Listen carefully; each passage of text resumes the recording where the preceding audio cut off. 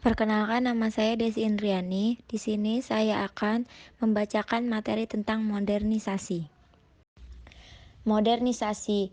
Modernisasi adalah suatu proses perubahan dari keadaan tradisional menuju masyarakat yang lebih maju atau modern, atau masa kini. Proses tersebut merupakan pergeseran sikap dan mentalitas sebagai masyarakat untuk dapat hidup sesuai dengan tuntunan masa kini. Jika dilihat dari arti katanya, modernisasi merupakan bahasa Latin modernus. Kata modernus sendiri terdiri dari dua gabungan kata yang memiliki arti, yaitu modo diartikan sebagai cara, sedangkan ernus diartikan sebagai masa kini.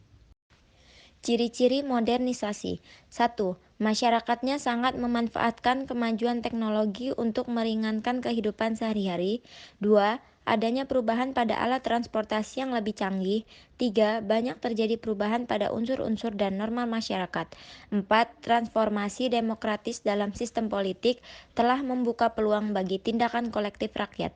5. Meningkatnya sikap individualisme dan disiplin diri yang tinggi. 6. Adanya diferensiasi dalam hal tenaga kerja. Ciri-ciri manusia modern. 1. Bersedia menerima ide-ide baru. 2. Berani menyatakan pendapat. 3. Menghargai waktu dan berorientasi ke masa depan. 4. Memiliki perencanaan dan pengorganisasian. 5. Percaya diri. 6. Perhitungan. 7. Menghargai harkat hidup orang lain. 8. Percaya kepada ilmu pengetahuan dan teknologi. 9. Menjunjung tinggi sikap imbalan harus sesuai dengan prestasi. Syarat-syarat modernisasi. Menurut Sujarno Sukanto, 1. Cara berpikir ilmiah atau scriptific thinking yang sudah melembaga dan tertanam kuat dalam kalangan pemerintah maupun masyarakat luas. 2. Sistem administrasi negara yang baik dan benar mewujudkan birokrasi. 3. Sistem pengumpulan data yang baik, teratur, dan berpusat pada suatu lembaga atau badan tertentu seperti BPS atau Biro Pusat Statistik. 4. Penerapan iklim yang menyenangkan atau favorable terhadap modernisasi terutama media massa. 5. Tingkat organisasi yang tinggi terutama disiplin diri. 6. Sentralisasi wewenang dalam perencanaan sosial atau social planning yang tidak mementingkan kepentingan pribadi atas golongan. Gejala-gejala modernisasi. 1. Bidang budaya. Ditandai dengan semakin terdesaknya budaya tradisional oleh masuknya pengaruh budaya dari luar, sehingga budaya asli semakin pudar. 2. Bidang politik. Ditandai dengan semakin banyaknya negara yang lepas dari penjajahan, munculnya negara-negara yang baru merdeka, tumbuhnya negara-negara demokrasi, lahirnya lembaga-lembaga politik, dan semakin diakuinya hak-hak asasi manusia. 3. Bidang ekonomi. Ditandai dengan semakin kompleksnya kebutuhan manusia akan barang-barang dan jasa sehingga sektor industri dibangun secara besar-besaran untuk memproduksi barang. 4. Bidang sosial. Ditandai dengan semakin banyaknya kelompok baru dalam masyarakat, seperti kelompok buruh, kaum intelektual, kelompok manajer, dan kelompok ekonomi kelas atau kelas menengah dan kelas atas. Dampak modernisasi pada masyarakat. Dampak positif modernisasi mampu meningkatkan kehidupan bermasyarakat yang berubah menjadi lebih baik. Adanya efektivitas dan efisiensi dalam melakukan suatu hal. Perubahan nilai dan sikap yang ditandai dengan menguatnya integrasi masyarakat sehingga membuat masyarakat mampu untuk lebih terbuka. Meningkatnya ilmu pengetahuan dan teknologi iptek, industri dan juga transformasi. Meningkatnya kesadaran masyarakat dalam hal politik dan demokrasi. Dampak negatif modernisasi. Terjadinya kesenjangan masyarakat di bidang ekonomi dan sosial, banyaknya pencemaran lingkungan pada alam, meningkatnya konflik dan kasus kriminalitas, terbentuknya paham dan cara pandang barat yang berlebihan, memunculkan pergeseran nilai-nilai pada kebudayaan lokal yang mampu menghilangkan adat istiadat yang sudah diturunkan sejak secara turun-temurun. Adanya kesenjangan teknologi atau digital video dalam masyarakat. Perlunya modernisasi, karena modernisasi bermanfaat dalam kehidupan manusia antara lain memudahkan kegiatan atau aktivitas manusia, kemajuan ilmu pengetahuan dan teknologi, arus informasi berkembang dengan cepat.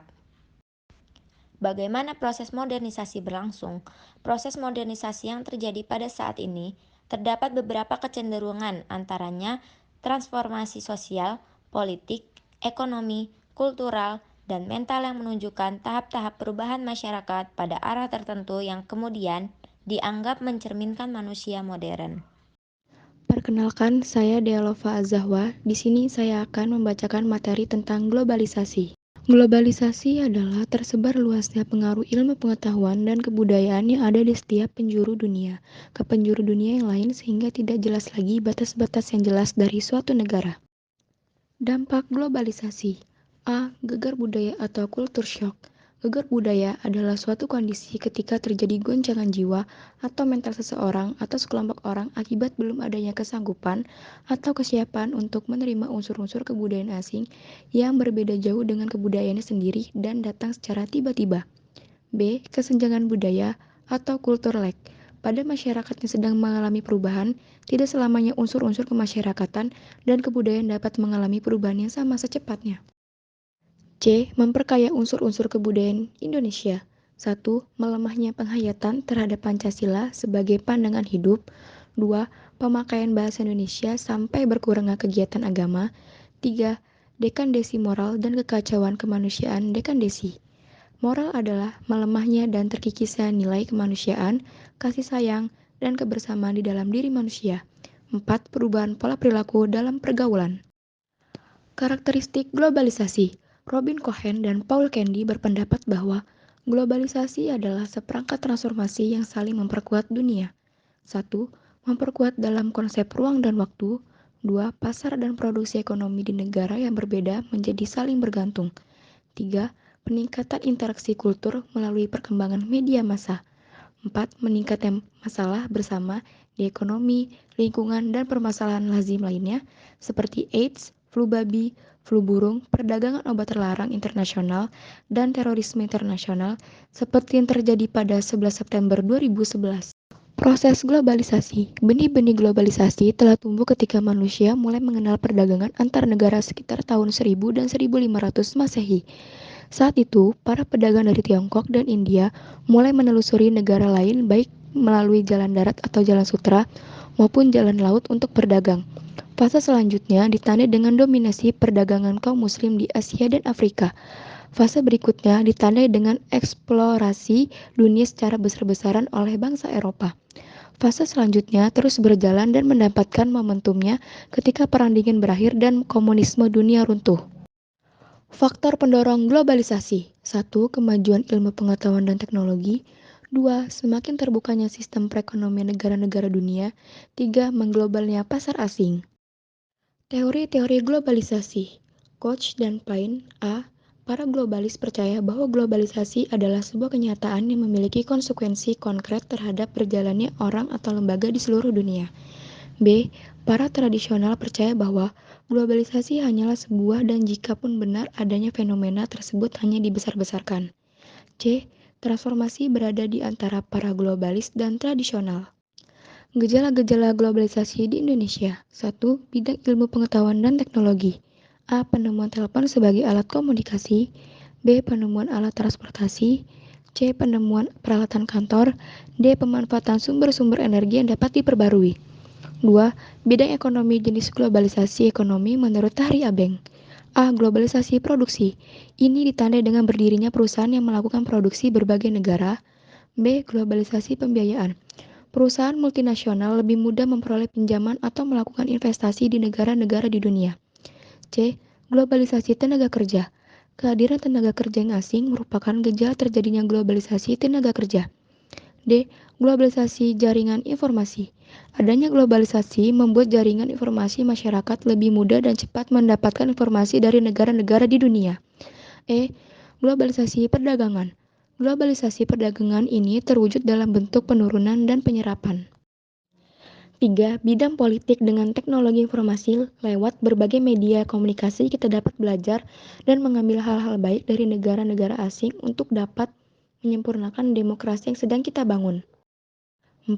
Bidang budaya globalisasi. Budaya telah meningkatkan kontak lintas budaya globalisasi. Budaya ini tidak hanya melalui interaksi kedua massa, melalui iklan-iklan menampilkan beragam kekayaan kebudayaan, perkembangan media pakaian, makanan, dan musik, tetapi juga bisa melalui kunjungan turis-turis asing yang masuk ke suatu negara, pertukaran perkebudayaan antar negara berskala internasional. 5. Bidang agama globalisasi. Bidang agama lebih terfokus kepada aplikasi ajaran agama dalam konteks kekinian tanpa melanggar atau menabrak akidah-akidah agama.